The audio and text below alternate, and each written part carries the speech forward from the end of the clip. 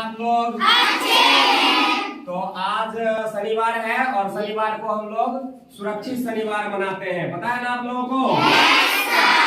तो आज सुरक्षित शनिवार के तहत हम लोग जल एवं भूमि का संरक्षण, वायु प्रदूषण एवं पेड़ पौधों का संरक्षण के संदर्भ में जानकारी प्राप्त करेंगे।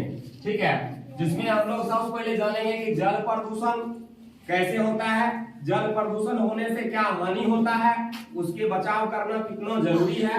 ठीक है, भूमि का संरक्षण भी करना जरूरी है, क्योंकि जल अगर प्रदूषित होता है तो उससे भूमि भी प्रदूषण होता है, और भूमि अगर प्रदूषित हो जाएगा तो फिर हमारा जो है पर्यावरण में क्या होगा, अस्थिरता आ जाएगी। वायु प्रदूषण होता है, हम लोग पूरे कचरे फेंकते हैं उससे, है ना, तो इसके बारे में भी जानकारी लेंगे।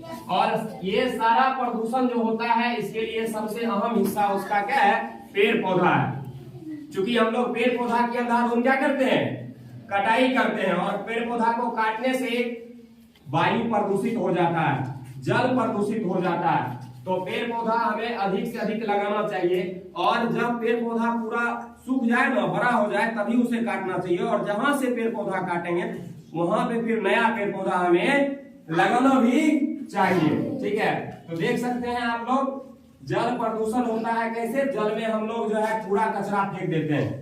जल में क्या फेंक देते हैं, कूड़ा कचरा, बोतल, खाली वाला बोतल, प्लास्टिक का थैला या कोई मरे हुए जानवरों को जल में हम फेंक देते हैं, जिससे हमारा जल पीने योग्य नहीं रहता है। उसमें जल में जो जलीय जीव होते हैं वह भी मर जाते हैं, या फिर उनमें भी जो है खतरा होता है।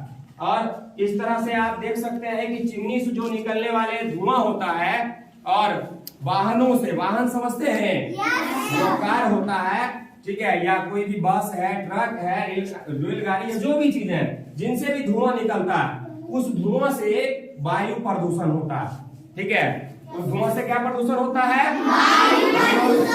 हम लोग दीपावली में पटाखे जलाते हैं, उससे भी जो धुआं निकलता है उससे भी वायु प्रदूषण होता है। तो वायु प्रदूषण को हमें रोकना चाहिए। इसके लिए हमें क्या करना चाहिए, चिमनी जो होता है ना, उसके ये लंबा होना चाहिए, उसका जो गुंबद होता है वो लंबा होना चाहिए, ताकि नीचे प्रदूषण नहीं फैले। और साथ ही साथ वाहनों का कम से कम प्रयोग करना चाहिए, कोशिश करना चाहिए साइकिल से चले, अगर थोड़ा दूरी है तो पैदल चल जाए। ठीक है, इससे हमारा स्वास्थ्य भी अच्छा रहेगा।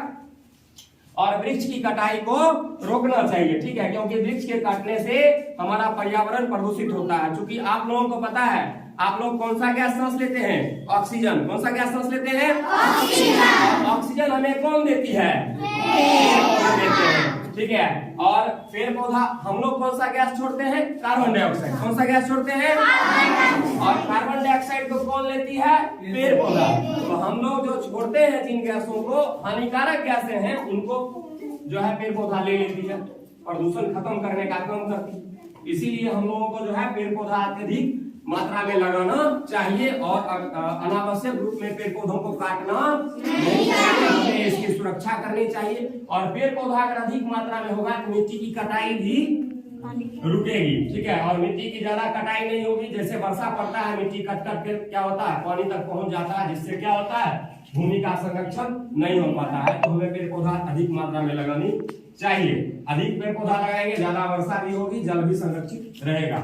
प्रदूषण के लिए एक स्लोगन है कि आप कह सकते हैं कि प्रदूषण का यह खतरनाक जहर लगा रहा है पर्यावरण पर ग्रहण।